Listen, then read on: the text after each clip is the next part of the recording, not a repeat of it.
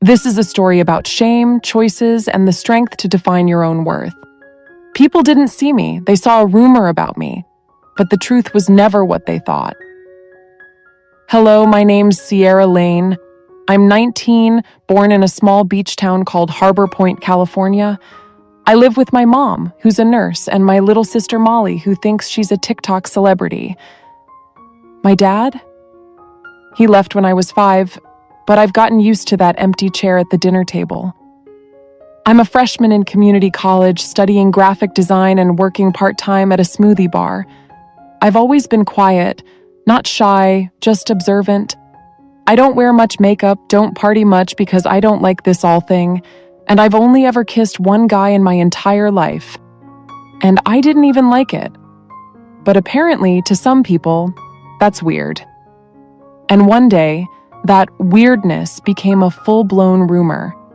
It started with one stupid conversation in the school parking lot. A guy named Tyler, he is arrogant, athletic type who thinks he's a walking GQ cover, overheard me saying to my friend Alyssa, "I just don't feel ready. I want my first time to actually mean something." That's it. That's all I said. By the end of the week, people were whispering behind my back. Girls called me a prude, guys joked that I was saving it for Jesus, and someone even wrote "Virgin Alert" on my locker in pink lipstick. At first, I laughed it off, but when I walked into the cafeteria and someone mooed like I was some kind of freak show, I stopped laughing. That label stuck to me like a scarlet letter. And what hurt the most? It was true, but not for the reasons they thought. After that rumor, I started feeling really stressed. I kept telling everyone the truth, but they just laughed at me. I began to feel all alone. I was sitting alone in the classroom when our class teacher walked in with a new student. His name was Noah. He transferred in mid-semester from another state. He had quiet eyes, messy hair, and this permanent look like he'd seen too much of the world too young. He went and sat at the corner desk all by himself. He didn't talk much to anyone and stayed quiet during class. He didn't try to make friends and usually sat alone in the corner. One day, we got paired on a class project, and that's how we started talking. He didn't care about rumors. He didn't even ask me about them. One afternoon, while we were working on our project at a coffee shop, I asked him why he looked so tired all the time. He said, "Because pretending I'm okay is exhausting." That hit me.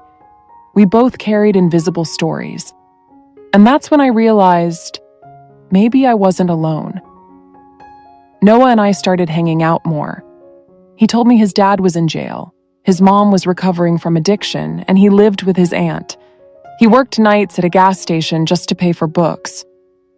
One night, while we sat watching the ocean from my car, he looked at me and said, "People will always try to define you with one word, but you're more than one word, Sierra."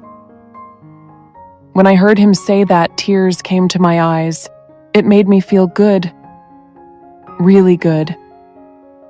Because by then, I'd started believing the whispers, started feeling ashamed of something that wasn't even wrong.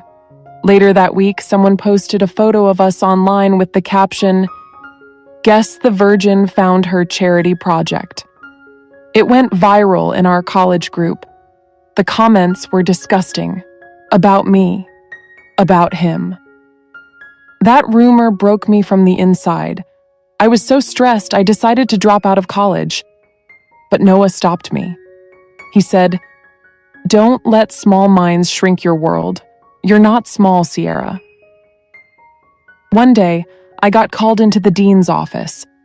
Someone had anonymously reported me for harassing others about their choices, and I know it was a complete lie. When I looked into it, I found out that Tyler was the one who made up the lie. The same guy who started the rumor. Why? Because he asked me out after a party and I said no. He couldn't take the rejection, so he tried to punish me. But here's the twist. The dean didn't punish me. She hugged me. She said her own daughter went through something similar and told me, "Virginity isn't shameful, it's private, and it's yours to protect or share when you decide." That day, I decided I was done letting people define me. I walked into class the next day, head up high, sat next to Noah, and smiled. We didn't kiss. We didn't need to. Because respect feels better than romance. Eventually, the whispers died down. And a few months later, something happened that I never saw coming.